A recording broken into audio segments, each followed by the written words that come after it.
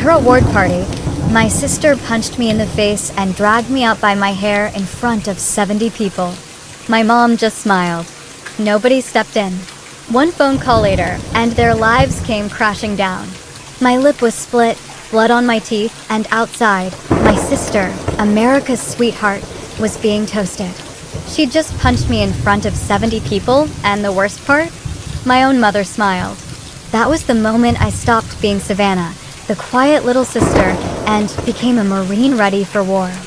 I was standing in the Riverstone Hotel bathroom, staring at my reflection like she was a stranger. My lip was split, blood smeared across my teeth. My scalp throbbed where clumps of hair had been ripped out. My stupid, optimistic white satin dress was torn, stained from hitting the floor.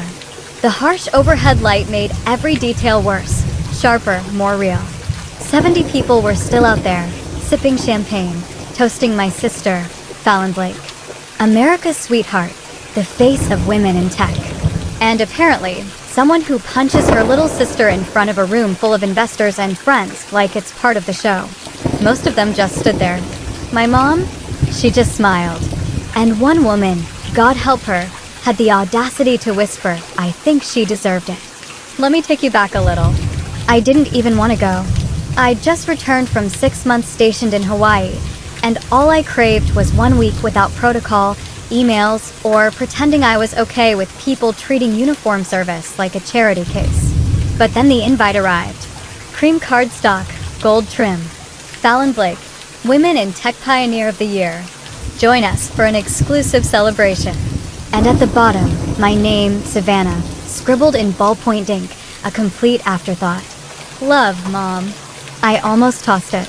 But that stupid, loyal, maybe even masochistic part of me, that whisper in my gut said, maybe this time, just maybe, they'll act like family.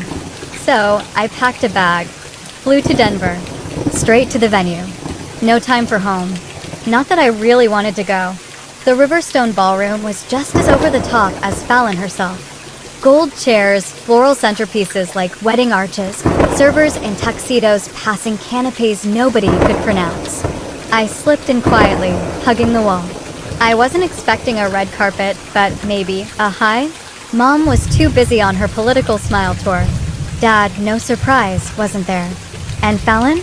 She was holding court in the center, glowing, like she'd personally invented the internet. I spotted her before she saw me. Sleek black dress, perfect makeup, that laugh she does when she knows people are watching. I waited for the applause to die down, then made my way to the gift table. I placed mine gently, a framed, restored photo of us as kids, before everything went sideways. I'd actually spent time on it. Wow, Fallon said, right behind me. Didn't expect you to show. I turned. Didn't expect to be invited. Her smile was still plastered on, but her eyes? Ice cold. Mom insisted, she purred. Said it'd be good PR. You know, the family values thing. She picked up our photo, glanced at it like a grocery receipt, then put it down without a word. Just try not to make a scene, Savannah. We both know you have a history. I laughed. Just once. A history of what, Fallon? Breathing too loud at dinner? Not clapping hard enough when you won most likely to succeed in 8th grade. Her perfect smile cracked. Just a hairline fracture, but it was enough. She leaned in. You always had this jealous little streak. It's pathetic, really. You act like joining the military makes you better than us. I didn't join to be better than you, I said, the words burning. I joined to get away from you. And just like that, she snapped. 1 second, poised. The next, her hand shot forward, cracking across my face with a force that made the entire room fall silent. Before I could even register the sting, she grabbed my hair, yanked, dragged me toward the double doors. I tripped, caught myself, tripped again. Her heels clicked like gunshots on the marble. Nobody said a damn word. I heard gasps, a few uncomfortable laughs. Maybe one person mumbled, Fallon, stop, but it was the kind of murmur people make just loud enough to tell themselves they tried. As we passed the cake table, my own mother stepped aside to let us through. She started it, Fallon muttered, like a 12-year-old. My mom didn't ask what happened. She just smiled and sipped her wine. Fallon flung me into the hallway, let go of my hair, and smoothed her dress like she hadn't just gone full WWE on her little sister. "I told you not to make a scene," she hissed, then walked back inside. I sat there on the hallway floor for a second, stunned, utterly humiliated. Then I pushed myself up, shaky, and stumbled into the women's room. That's where you found me, cold tile, harsh overhead light, lip bleeding. My heart wasn't broken, it was just done. I rinsed my mouth, wiped the blood, and stared at the woman in the mirror. Still me, still a Marine, still trained, still standing. I pulled out my phone, hands trembling, almost deleted every contact, then didn't. I tapped Miles, and just like that, it rang. But I didn't even make it to my car. I ducked behind a hedge and just threw up. Shaking so badly, I nearly dropped my phone. Who the hell was I even supposed to call? Not Mom, she'd just laughed. Not my CO, I'd be pulled from my rotation, and I was 2 months out from reassignment, shortlisted for a promotion that mattered. I couldn't let them take that from me, too. Not after everything. But I also wasn't going to pretend this hadn't happened. Not this time. My thumb hovered over one name. Miles Trout, First Lieutenant, Legal Support. Camp Pendleton. We'd done joint training overseas. The guy had a spine made of concrete and a moral compass that somehow still worked. More than that, I trusted him. I hit call. He picked up on the second ring, his voice calm, clipped, like always, Savannah. I couldn't answer at first. My throat tightened, and I had to breathe through my nose so I wouldn't cry like some wounded kid. I wasn't going to cry. Not now. Not over that. "I need help," I managed to choke out. Miles didn't ask stupid questions. He didn't ask if I was okay. He just said, "Where are you?" I rattled off the name of the diner across the street. He paused, then, "I'll be there in 20. While I waited, I slid into the furthest booth, hoodie up, back to the wall. Every time I blinked, I saw that glittering chandelier, the applause for Fallon, the dead silence when she hit me. The worst part wasn't the punch itself. It was the approval. The way everyone paused, looked, and decided it wasn't their problem. When Miles walked in, he didn't make a scene. Just spotted me, nodded once, and slid into the booth across. He clocked the swelling on my jaw immediately, the bruise forming under my eye, the way I kept touching my ribs. And all he said was, "What do you need?" That broke something in me. I told him everything. How Fallon had been systematically erasing me from the family for years. How I just found out she'd used my deployment status to apply for a special VA loan in my name. How tonight she'd gone from fake hugs to full-on assault, and our mother had cheered her on like she was watching the Super Bowl. Miles didn't interrupt. He just listened, jaw locked, knuckles white on the table. When I finally went quiet, he said, "You have proof." I nodded slowly. "I've got a folder back in my apartment. Paperwork. Some emails." She forwarded by mistake. She even listed me as a co-founder on her tech startup application, even though I've never touched a damn thing in that company. Miles leaned in. "Okay, first, we get that stuff documented. Second, you talk to someone who knows how to chase money. Someone who can track exactly what she did with your name and where your info ended up." "I don't want this to go away," I said, my voice low and fierce. "I don't want a quiet settlement or a public apology. I want her out of my life. I want the whole damn thing exposed." "Good," he said, not missing a beat. "Because I know exactly who we're calling next. Dante Sutter. Former IRS investigator turned financial bloodhound. Guy tracks fraud the way Marines track targets. If she's been laundering anything under your name or screwing around with military financial benefits, he'll find it." Outside, the night was still and cold. Miles walked me to his truck, opened the door without a word. I slid in, wincing as the bruises stretched. This wasn't just about tonight. This was about everything they thought they'd gotten away with. The truck smelled like pine and black coffee. I leaned my head back, closed my eyes. The engines hum a strange sedative. Miles didn't talk much. He never did when things were serious. That's why I trusted him. He turned off the highway into a quiet residential area near Aurora. Identical houses, spotless mailboxes, matching garbage bins. I didn't expect Dante Sutter, the guy who could trace financial fraud with drone precision, to live in a retired dentist's dream, but here we were. The porch light flicked on. "He's a little weird," Miles mumbled. "A good weird."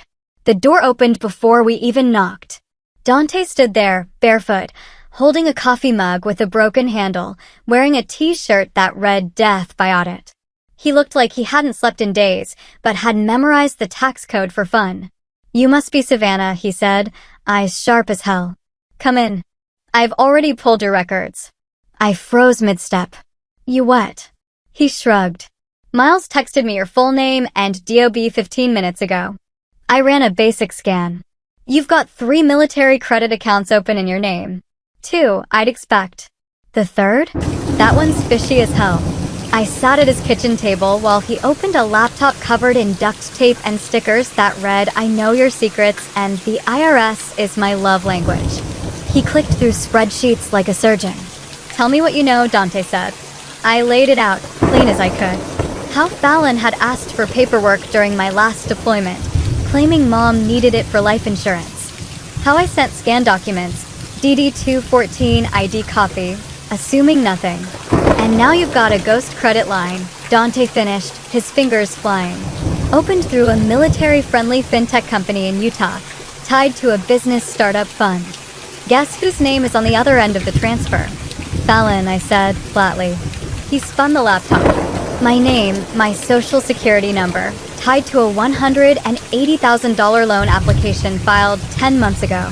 The recipient account, an LLC owned by Fallon Blake, doing business as Radiant Arc, her ridiculous tech company. She forged your signature," he added. "Sloppy job, honestly. The digital is mismatched. Timestamps don't align. Amateur hour." I stared at the screen. Not surprised. Not even angry anymore. Just cold. "She's not that dumb," I said. "She must have had help." "Oh, she did," Dante nodded. "This kind of fraud doesn't go through without an internal enabler." Someone at the funding institution looked the other way. Bribed, blackmailed. Either way, they left footprints. Miles leaned against the fridge, arms crossed. "So, what's next?" "I keep digging," Dante said. "But you, Savannah, you need to secure your military records and file a flag with the VA and DOD. Once this is reported, she won't be able to use your credentials for anything else." I nodded slowly. "Can she go to jail for this?" Dante shrugged. "Wire fraud? Yes.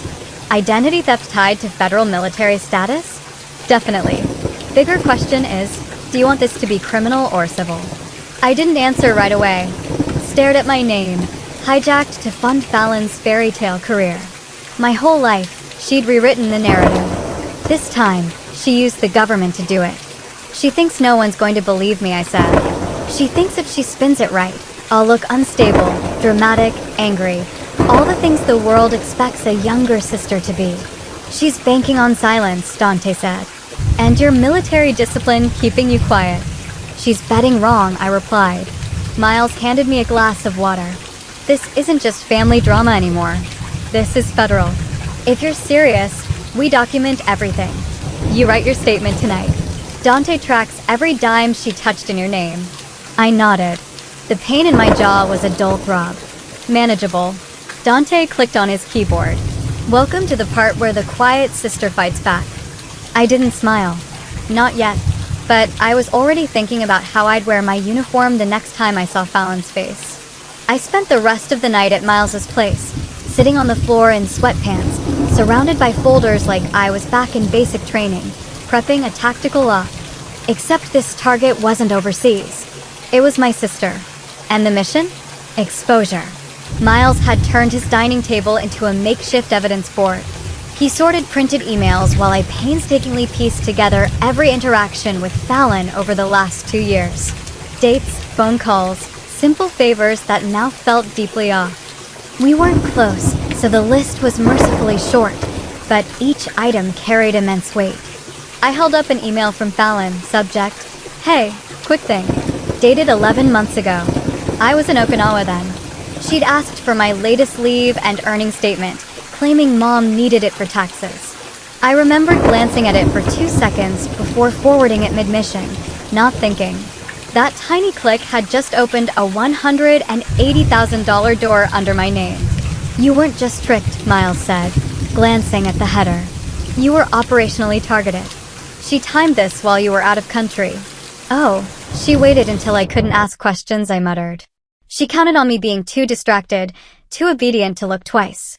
Dante FaceTimed in around 1:30 a.m. from his basement, 2 monitors glowing, 3 empty Red Bull cans beside him.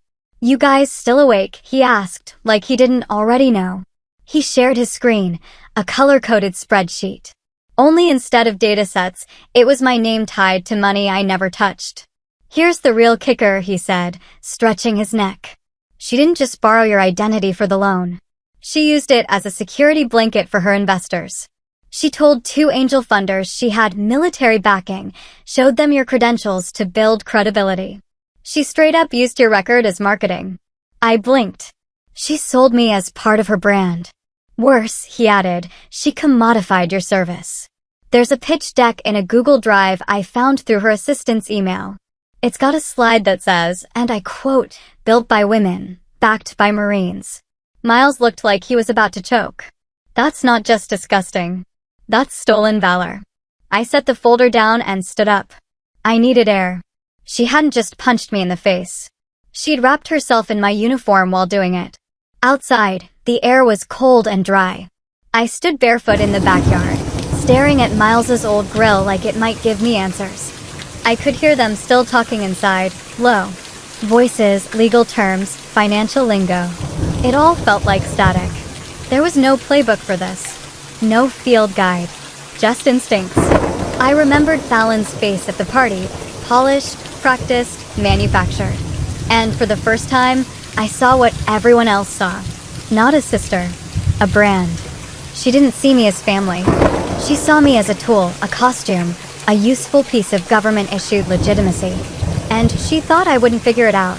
Back inside, I grabbed a notepad and started writing. Every piece of documentation we had so far, the forged loan, the false veteran-backed claim, the stolen financial identity, the public assault, the family's silent complicity. I wasn't just a victim of her fraud. I was being erased by her narrative. One version of this story had already been told, her version. Clean, inspiring, successful. But there was another version. Mine. Dante emailed over a digital folder titled OPF Fallon Stage 1. Inside were 6 documents I needed to submit to begin the civilian and military investigation processes.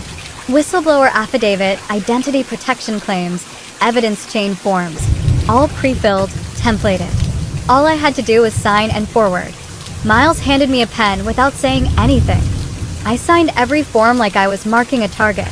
This doesn't guarantee anything, he warned. It'll take time. It'll be messy. And once this hits the system, Fallon's not going to play nice anymore. She already didn't, I said. This just makes it official. He nodded, then tossed me a USB. That's your backup drive. Dante's encrypted it with everything we've got so far. Don't lose it. Got it. Got it, I said.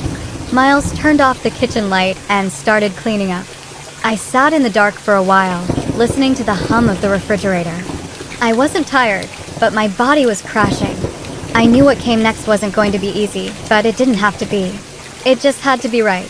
By morning, I had 4 unread emails from Dante, a sore jaw, and exactly 0 hours of sleep. Miles was already up in uniform, coffee in hand, like he hadn't just spent the last 10 hours knee-deep in identity theft and family betrayal. He handed me a mug and nodded toward the laptop. She's up early, he said. I opened the link. Fallon had posted a selfie from her car. Full glam, fake casual, with a caption, grateful for strong women who never let drama slow them down. Eyes on the mission. 2,000 likes and a comment from my mom. Proud of you, baby girl. Keep shining. I didn't even feel anger then. Just calculation. She's trying to get ahead of it, Miles said. She's trying to paint me as the storm, I replied. So when it hits, she can act like she's surviving me. Dante called at 8:22 a.m. Sharp. I've got something you're going to want to see. He shared his screen, A bank ledger for highlighted transactions over 3 months. Each labeled Operations Consulting, paid out to a shell company in Delaware owned by Fallon, but linked directly to the startup account tied to my military-backed loan. She's laundering the money, Dante said. Moving it through fake vendors, then cashing it out personally. Classic small-scale fraud. Looks like nothing, but legally, it's devastating. He clicked another tab. A list of grant applications Fallon had submitted for veteran-owned business incentives. All of them cited her co-founder with military credentials. Me, I sat back.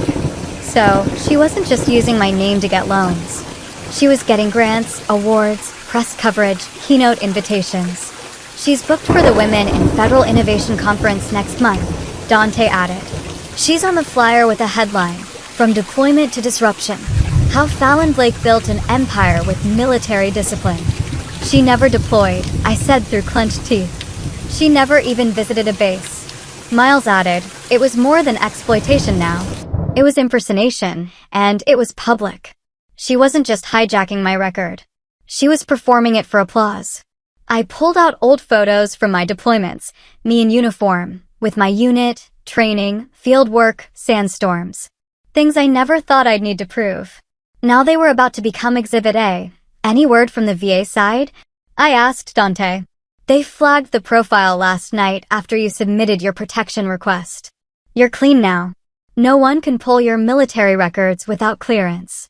Good, I said. Because she's about to try. Miles opened his laptop. We need a timeline. So, we started building it. We printed every digital document, laid them out in order. The email where Fallon asked for my LES, the loan application she filed, the bank transfers to her shell company, the press release quoting her military upbringing, the keynote invite, her LinkedIn post claiming she transitioned from logistics to leadership during service. Every piece stacked up into a picture so clear it was almost boring. She didn't even try to cover her tracks, because why would she? She didn't think anyone would come looking. By noon, Dante had traced the shell company back to Fallon's personal bank account. She filed the EIN number using your mom's address, he said. So, even if this blows up, she can claim it was a family mix-up and throw your mom under the bus. Classic Fallon, I muttered. Build the fire and make someone else light the match. Miles closed his laptop. So, what's our angle? Go public? Go legal? Both? Both, I said, but not yet. They looked at me. I stood up, walked to the counter, and picked up my phone. I opened my camera roll, scrolled through pictures from my last tour, faces of people I trusted, who'd earned their titles, who'd bled for their patches. I stopped at one, me in dusty camis, squinting under the sun, no makeup, holding a care package with Fallon's handwriting on it. She used to send me snacks and notes like she actually gave a damn. Now I realized she wasn't supporting me. She was gathering materials for her brand. I looked at Miles. If we're doing this, we're not just making her answer to me. We're making her answer to every vet she lied to. Miles nodded. Dante raised his coffee mug to justice. I didn't toast. I didn't smile. But I started packing the evidence folder into a military-grade case I'd brought home from Afghanistan. Because the thing about serving in uniform is once you know how to go to war, you don't need permission to do it again. I didn't even finish zipping up the case when my phone buzzed with a new voicemail. Blocked number. No transcript. I hit play. Already bracing. Savannah. It's Mom. I don't know what this nonsense is that you're stirring up. But if you think dragging Fallon into some drama is going to fix your image issues, think again. She's doing real work, and she doesn't need this kind of stress. Whatever you're upset about, just handle it quietly, like adults do. Don't embarrass the family. No, hello. No, are you okay? Not even a mention of Fallon dragging me out of a party by my hair. I deleted the message without responding. She's not stupid, I told Miles, who was across the kitchen reviewing the folder. She's covering herself in polite threats now. She's also panicking, he said. This is the part where they realize they don't control the story anymore. Miles had a dry way of putting things, which I appreciated. It kept me from spiraling. We spent the rest of the morning consolidating what Dante had sent. Phone records, social media captures, transaction receipts, and most importantly, Fallon's forged digital signature. Dante. Had a contact run a biometric comparison on the electronic application and confirmed that the e-signature data didn't match anything tied to my military ID. It was a copy-paste job. They'd even compared the rhythm of the stylus strokes. Cheap, lazy, desperate. She didn't just borrow your identity, Dante said. She practically photocopied it and hoped no one would look too closely. It felt surreal how casual it all sounded, like we were planning a home renovation, not taking apart someone's criminal operation built on blood relation and tech conferences. Miles looked up from the documents. We should talk to someone on her team, someone inside. She won't let anyone talk freely, I said. She controls people with money and optics. Everyone working for her is either under NDA or neck deep in her image. Then we find someone who left, he replied. Disgruntled, ghosted, fired. The one person who doesn't owe her anything anymore. Turns out that wasn't hard. A quick search pulled up a podcast episode from 6 months ago featuring Fallon's former head of operations, a woman named Clara Dwyer. She'd lasted 8 months at Radiant Arc before resigning abruptly. No press release, no handoff, nothing. She vanished from Fallon's public narrative like she never existed. But her LinkedIn bio said otherwise. Operational lead at Radiant Arc, exited for ethical reasons. We messaged her anonymously through a burner account. She replied in 20 minutes. Meet me in person. I don't talk online about that woman. That woman, I liked her already. We met Clara at a neutral cafe halfway between Boulder and Denver. She wore a denim jacket, no makeup, and looked 10 years older than her actual age. The second she saw me, she blinked. You're the sister. Unfortunately, I said, sliding into the booth. We need to talk. She listened, arms crossed, while I laid out what we'd found. How Fallon had used my military identity, faked loan applications, staged grant materials, and sold herself as a veteran-aligned startup founder. She used your face in 2 different pitch decks, Clara said. Did you know that? No, I replied. She called you her combat inspiration in one. Said she started the company while writing letters to you overseas. I laughed. I couldn't help it. She barely returned my texts. Clara pulled a flash drive from her bag and placed it on the table. This has every internal email thread I saved before I left. Contracts, edits to press kits. Even an early draft of her conference speech where she claimed your dad was a Navy SEAL. He sold insurance, I muttered. She told investors the startup was built on discipline, sacrifice, and battlefield insights. She built it on lies and stolen valor, Miles said. But now we have someone who saw it from the inside. Clara sipped her coffee and leaned forward. You want to take her down? I didn't flinch. I want her off my name. Then you're going to need more than digital receipts and bruises. You need a witness on paper. You need someone to say, I was there and this is what she did. I knew. Clara paused, thinking.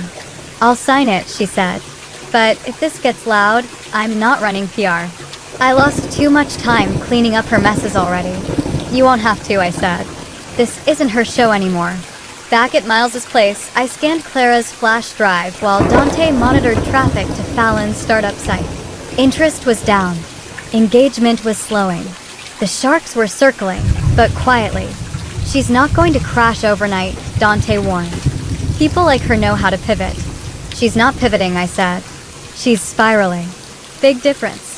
I opened one of the pitch decks Clara had given us. On slide 7, there was a photo of Fallon and me at my basic training graduation.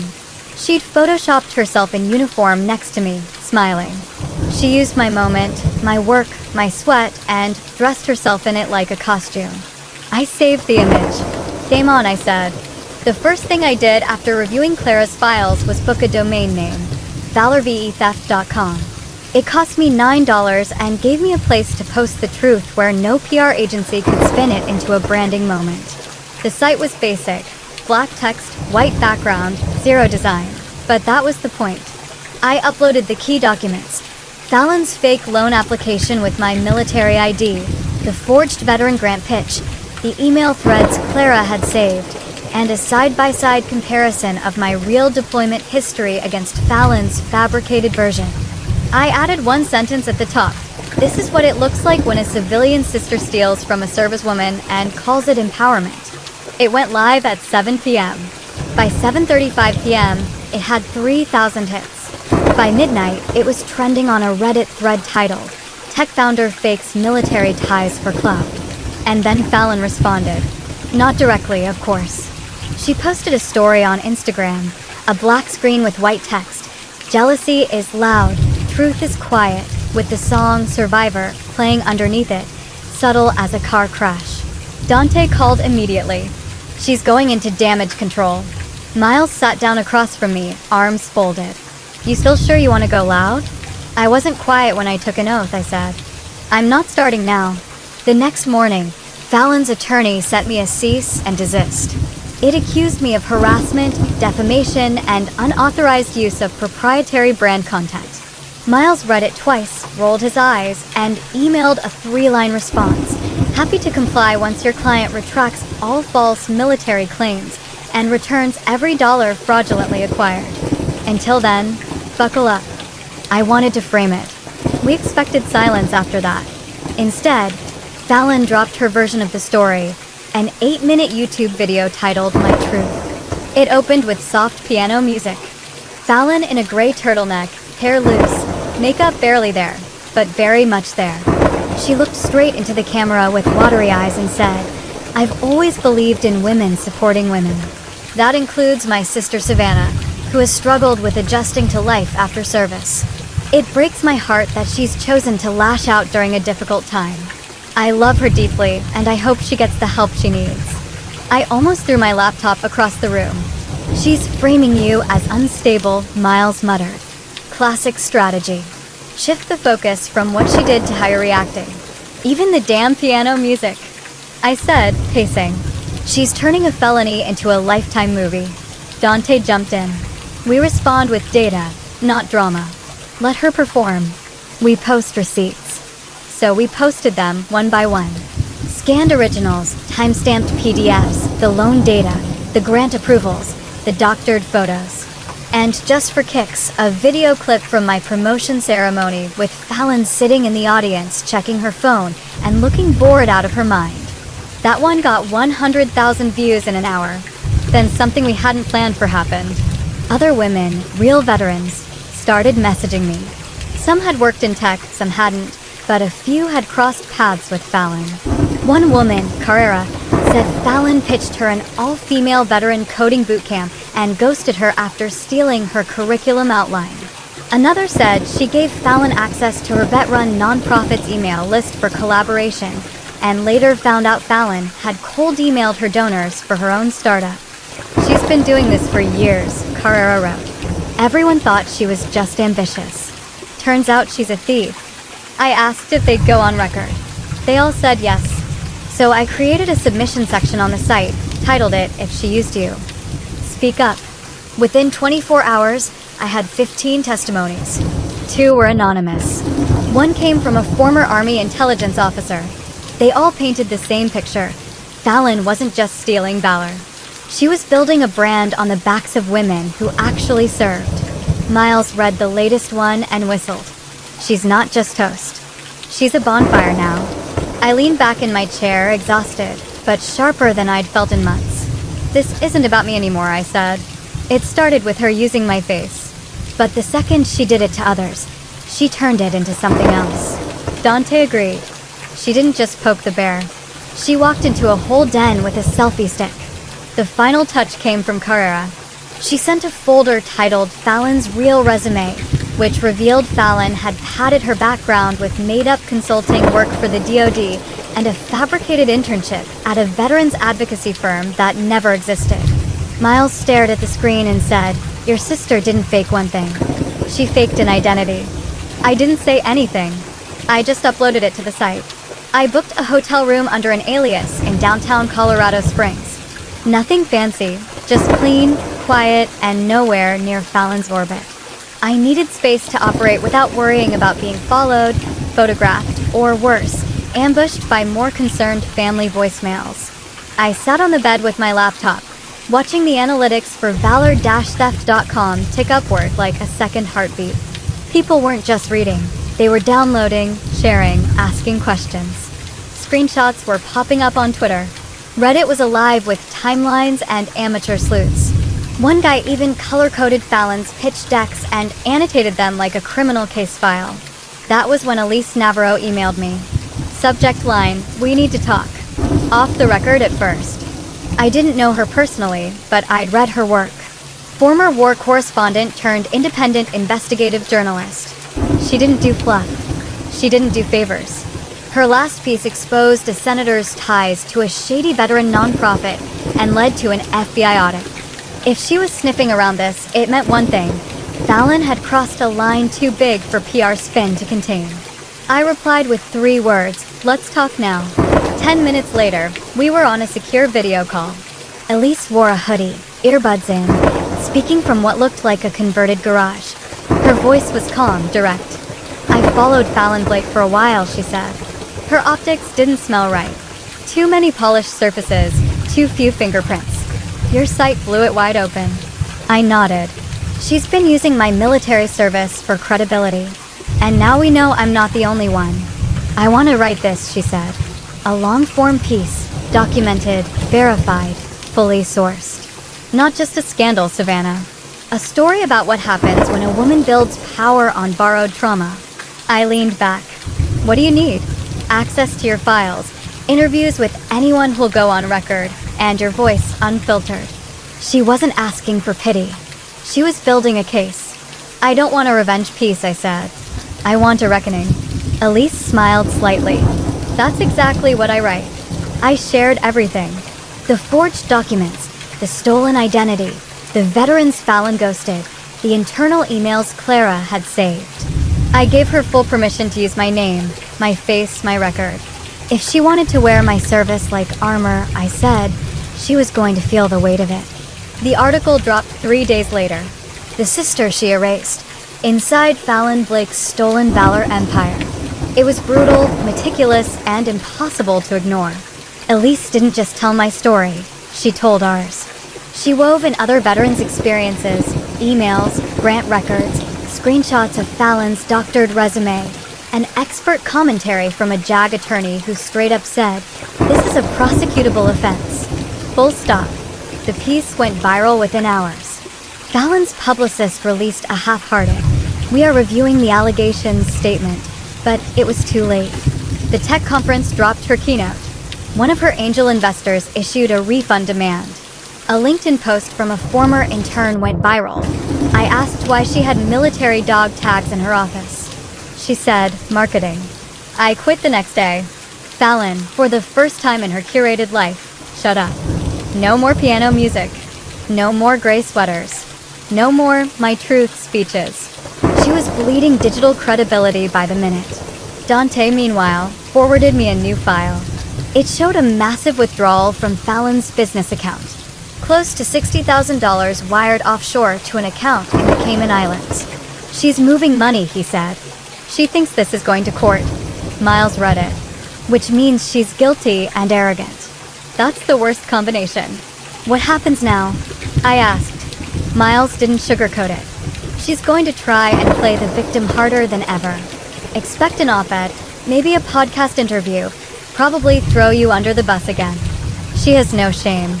Remember? I'm not scared of shame," I said. "I'm just tired of carrying hers." That night, I got a text from an unknown number. A photo. Fallon standing outside a courthouse with my mom. Caption, "Family first. Even when they try to destroy you." I didn't reply. Instead, I sent the image to Elise. She added it as an update to the article with one sentence.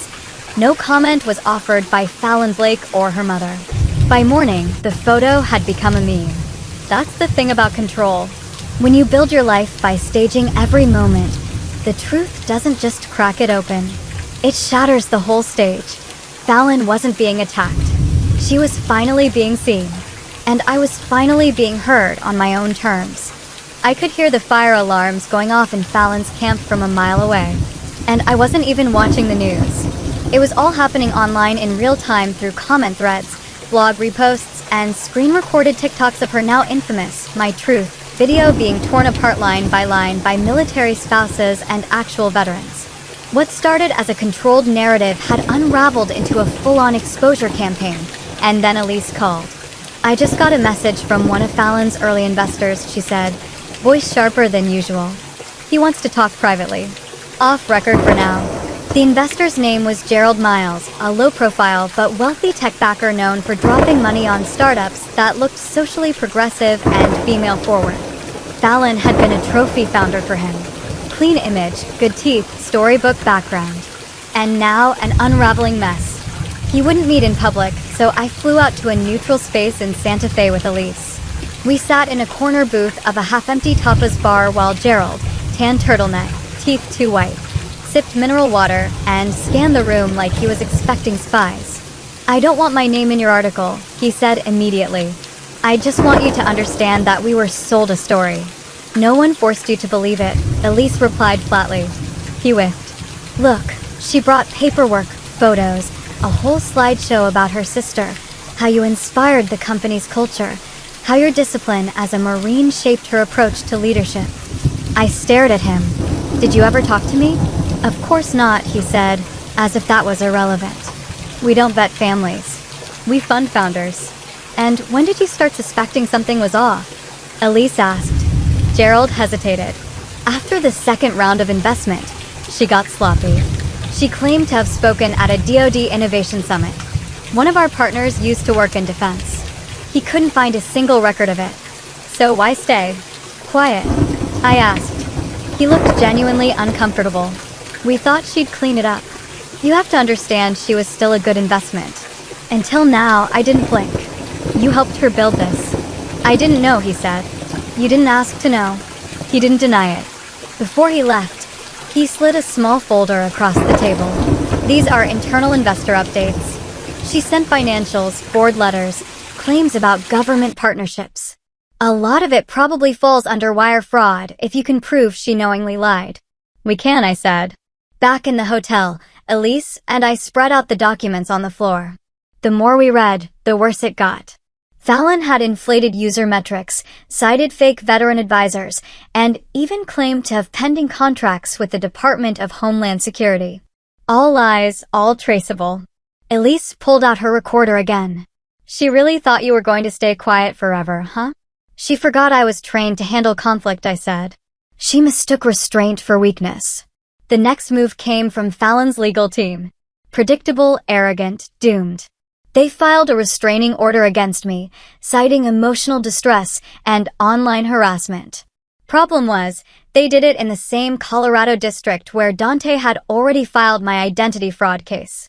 That meant court records became public, and suddenly every media outlet had access to the full story. Elise didn't even have to push it anymore. Major news channels picked it up. "Marine exposes sister's fraudulent tech empire." It was the kind of headline you couldn't make up. Fallon's face was on the news, but not the way she wanted. I watched a clip of her ducking cameras outside her office, wearing sunglasses and a hoodie, gripping her mom's arm like a child. My mom, who once laughed while Fallon humiliated me in front of a crowd, now looked like she'd aged 10 years in a week. Dante called later that night. "She's cooked," he said. "IRS is sniffing. One of her shell companies flagged in an audit this week. If she doesn't settle, they'll press charges. It's not just your name anymore. It's a dozen others. She built a business on military status, and now that status is a liability." "What about the restraining order?" I asked. "Dismissed," he said. "Didn't even make it past the first judge." Fallon's lawyer bailed mid-hearing. Miles emailed me a screen grab of the court's ruling. The header read, "Case closed. Fraudulent claims dismissed." And yet, none of that hit me like the next email did. It was from a girl named Brianna, a sophomore in ROTC at a community college in Arkansas. She wrote, "I saw your story. My sisters always made fun of me for wanting to serve. Said it's a waste of time, but after watching how you fought back, I finally applied for officer candidate school. Thank you for showing me how to own my path, even when your family doesn't understand it." I read it twice. Then again. Fallon spent years building a version of my life she could wear like a brand. She took my discipline, my image, my name, and bent them into something fake. But the real thing, the real story, It spoke louder than anything she ever fabricated. And it couldn't be buried anymore. The morning Fallon walked into the mediation room, she looked like she still thought she was the main character. Tailored blazer, soft curls, lips pursed like she'd just walked off a magazine shoot. If the pressure had cracked her, she'd patch the leaks in designer concealer. Her attorney, a new one this time, sat beside her. Flipping through a binder like this was just another Tuesday. Miles was on my left, calm and lethal. Across the table sat the court mediator, trying very hard to pretend she wasn't sitting in a live grenade of family dysfunction. They opened with pleasantries. I didn't bother responding. Fallon finally looked at me. "Savannah," she said, like we were sipping wine. "I hope we can resolve this with civility." Miles leaned forward.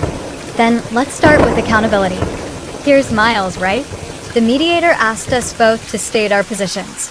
Fallon launched into a speech about how the situation had spiraled, been misunderstood, and how internal miscommunications with junior staff may have led to overstated associations with military institutions. I didn't say a word. Miles slid a document across the table. "This is the grant form where your client falsely listed Savannah Blake as a company co-founder with military credentials. We also have voice memos of her describing Savannah's deployments to potential investors as if she were her own." Fallon waved a hand like she was swatting a mosquito. "That was a narrative device." "It was identity theft," I said flatly. She looked at me like I'd just betrayed some unspoken sister code. The mediator tried to regain control. "Let's keep the conversation productive, Miss Blake," she said, turning to Fallon. "Are you willing to acknowledge any factual inaccuracies in your business filings?" "I'm willing to acknowledge that my team handled certain details aggressively," Fallon replied. That was her line. Aggressively, like she was marketing vitamins too hard. Miles passed her another document. "This is a deposition from Clara Dwyer, your former COO. She directly stated that you requested she alter Savannah's military records for pitch decks." "That's not aggressive. That's criminal." Fallon's eyes narrowed. "Clara was let go for performance issues." "She resigned," I said, after refusing to fake your image one more time. For a moment, Fallon just stared at me. "You always made everything about yourself," she said quietly. She blinked. "You're impersonating me and you're obsessed with me," she snapped. "That's what this is. You've always been second best, and now you're using your uniform to rewrite the script. You want people to think you're a hero. Newsflash, Savannah's service doesn't make you interesting. It makes you tired." The room went still. Miles pressed a small button under the table. It was a recorder, legally approved for use since the mediation was part of the legal proceedings. Fallon had just admitted on the record that she saw my military service as nothing more than a marketing inconvenience. The mediator looked like she wanted to sink into the floor. Fallon, realizing what she'd said, tried to backpedal. "I didn't mean you said exactly what you meant," I said. Miles folded his hands. "This recording, combined with the grant documents and Clara's testimony, gives us more than enough to proceed with formal charges. But if your client wants to settle, this is her last chance." Fallon's lawyer looked ready to bolt. She hissed at him under her breath, then glared at me. "You really think ruining me fixes you?" "No," I said, "but it stops you from doing this to anyone else." That's what she never understood. This wasn't about ego. It was about truth. I'd watched her fabricate a version of me the world applauded. Strong but non-threatening, veteran but Instagram-friendly, obedient and useful. The minute I told my actual story, flawed, blunt, unapologetic, she panicked because it exposed her carefully curated fiction for what it was, a costume built from my scars. We left the mediation with a signed agreement to proceed to civil trial unless settlement terms were reached within 5 business days. Miles said it was the legal version of a slow countdown. Fallon's brand was imploding by the hour, and the clock was now public. Outside the courthouse, a small group of local reporters waited. One asked if I wanted to make a statement. I didn't say much. Just one sentence. "I don't speak for all servicewomen, but I won't let someone fake our story ever again." It aired that night. It wasn't flashy, but it hit hard. Real always does. Fallon didn't respond publicly, but her lawyer sent over a settlement draft 2 days later. It wasn't enough. It was insulting. Just under $1.2 million, a non-disclosure agreement, and a vague admission of misuse of branding. They wanted to sweep it all under the rug and call it a misunderstanding, but I wasn't cleaning up after her anymore. Instead, I called Miles and said 2 words, "We go." So we filed. The civil suit dropped online the next day. And thanks to Elise's ongoing coverage, it spread fast. I didn't even need to do a press tour. People were already quoting excerpts from the court filing like it was a Netflix doc script. Fallon's attorney tried one last push, claiming I was maliciously exaggerating the scope of the damage. But screenshots don't lie. Neither do bank statements. And then it happened.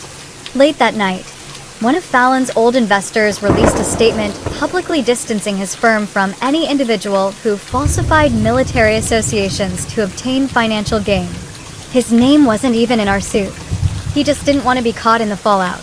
From there, the dominoes fell fast. The Women in Federal Innovation Conference officially removed Fallon's name from their website. Her own company, Radiant Arc, locked their LinkedIn page.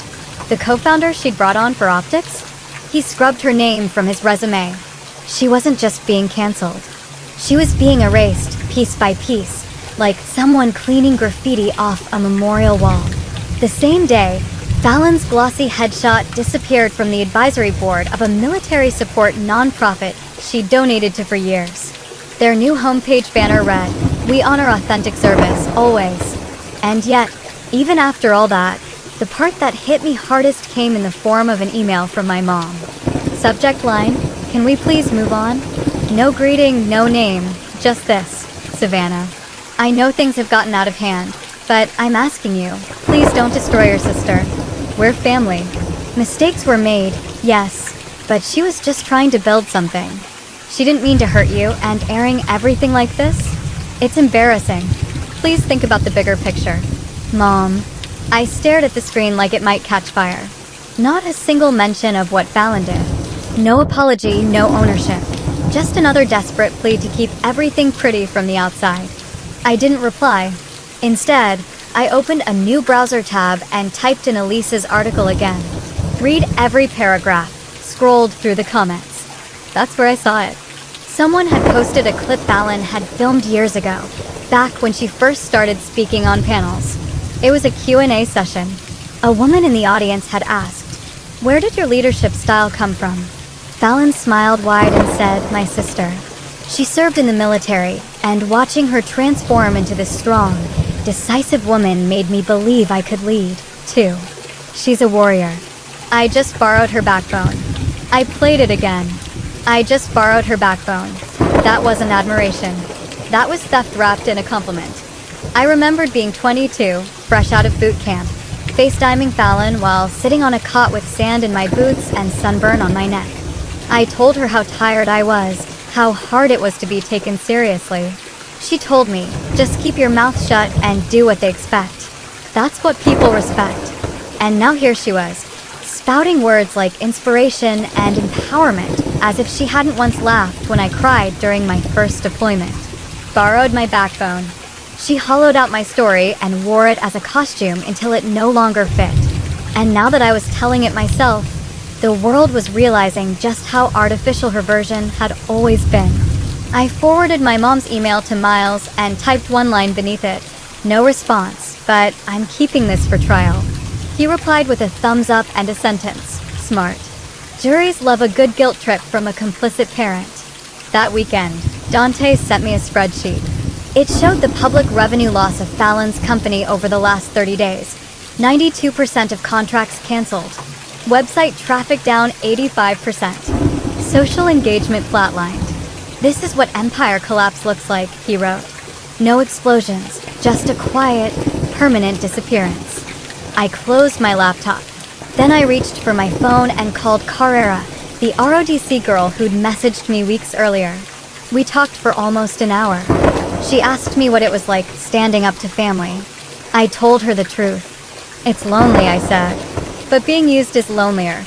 I stood outside the courthouse with Miles and Dante, watching Fallon's legal team scramble in slow motion. They carried 3 briefcases and the kind of fake confidence you only see in people who know they're about to lose, but still have to put on a show. Fallon wasn't with them. She wasn't required to appear today, but I was, and I wanted to be here. The civil trial wasn't publicized the way her crash had been online, but the courtroom was packed anyway. Veterans, students, 2 tech journalists I recognized, and even Clara sitting quietly in the back row with a pen and a notebook. Elise sat beside her. She wasn't covering this for a new article. She was here as a witness to the impact. The judge was a middle-aged woman with a military pin on her robe. The irony wasn't lost on me. She didn't smile, didn't nod, just read out the docket like she was reading a grocery list, then said flatly, "Let's get to it." Our side began with Miles presenting the forged documents, screenshots, financial discrepancies, and Fallon's direct statements from mediation. The judge listened with the kind of face you'd expect from someone who'd seen 3 decades of excuses. She asked pointed questions. She took notes. When Clara took the stand, she didn't cry. She didn't posture. She laid out everything Fallon had asked of her. Every moment she'd been ordered to manipulate my service record. Every time Fallon used my military rank to pitch a story of sacrifice for investors. Every internal memo that made her stomach turn. She wasn't inspired by her sister, Clara said. She was profiting off her. Fallon's lawyer tried to poke holes. Suggested Clara was a disgruntled ex-employee. Clara didn't flinch. "I left because I have a conscience," she said. She stayed because she doesn't. Next came Carrera, the ROTC student. Her statement wasn't legally necessary, but we'd petitioned to include it as a character reference. She told the court how Fallon's story made her feel like a fraud for not being public-facing enough. How it fed the idea that women in uniform had to be polished, photogenic, and startup adjacent to be taken seriously. "Savannah reminded me that the uniform speaks for itself," Carrera said, "and no one gets to put it on metaphorically while someone else earns it the hard way." Fallon's attorney objected. The judge overruled. Then came me. I didn't read from a script. I stood up, took a breath, and told the truth. I told them about the night at the award party. The punch, the hair, the silence that followed.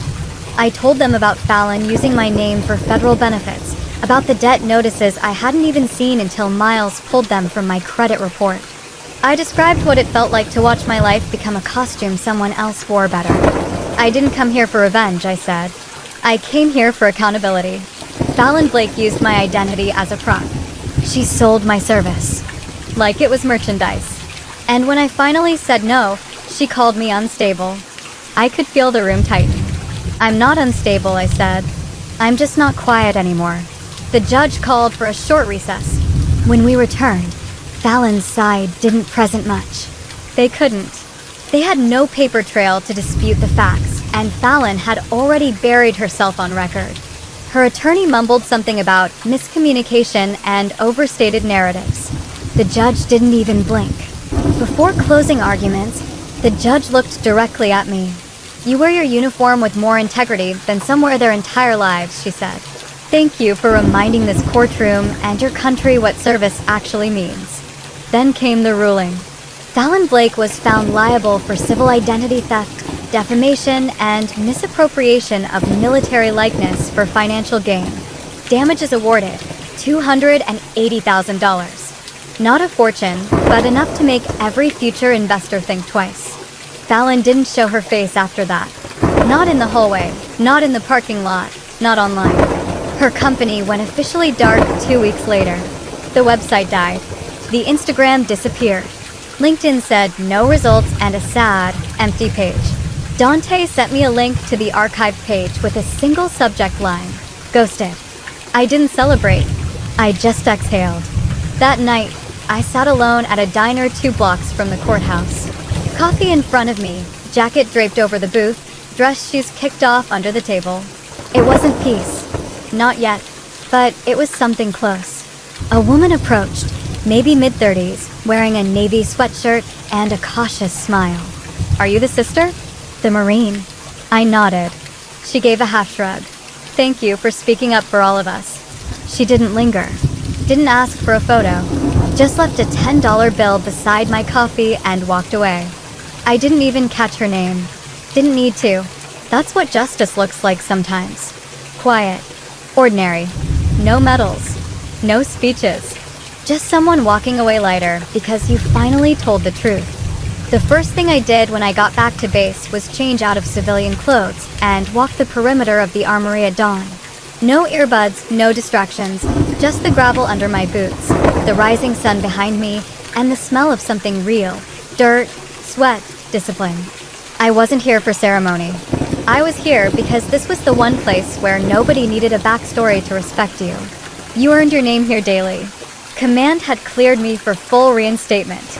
Turns out fighting a civil lawsuit against a sister impersonating you doesn't disqualify you from serving, especially when you win.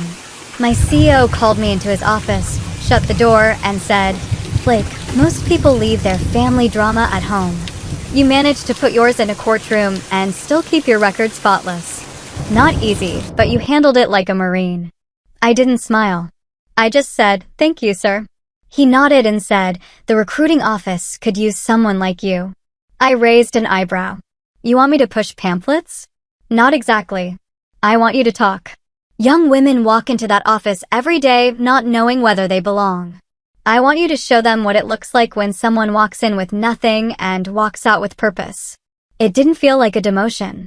It felt like a mission. 2 weeks later, I stood in front of a class of ROTC juniors at a community college near Fort Carson. No PowerPoint, no flag waving, just me in uniform, arms crossed, telling them what Fallon never understood. You don't need to be the face of something to be the heart of it. I had someone take my service and repackage it into TED Talks and pitch decks, I told them. She made money off it. She got applause. But she never got what really mattered. "What's that?" one of the girls asked. I looked straight at her. Respect. From people who actually know what it costs to earn it. They didn't clap. They didn't cry. But nobody looked away. That was enough. Later, Miles sent me a text. VA just flagged Fallon's name in a fraud watch list. She's officially radioactive. IRS is circling, too. Looks like she's going to be busy with lawyers for the next few years. I replied, she wanted my status. Now she can have my consequences. I didn't check for a response. I didn't need one. Clara emailed me a job offer, some kind of advisory position for a new nonprofit supporting female vets transitioning to civilian careers. She said, "We could use someone who knows what stolen valor actually looks like up close." I told her I'd think about it, not because I wasn't interested, but because I finally had the luxury of choosing. Fallon never did show her face again. She ghosted the world as fast as she tried to conquer it. Her name stopped trending. Her supporters got quieter. Some pretended they never knew her. Even Mom faded into radio silence, probably hoping I'd forget the part where she called my truth embarrassing. I didn't. But I didn't chase her either. Instead, I sat down and wrote something else. My own speech. Not a TED Talk, not a press conference, just a short story I sent into a small podcast that highlights real women in service. They read it aloud, with no music, no edits, just my words and my voice saying, "I used to think my sister stole something from me, my image, my story, my value." But she didn't. She only delayed it.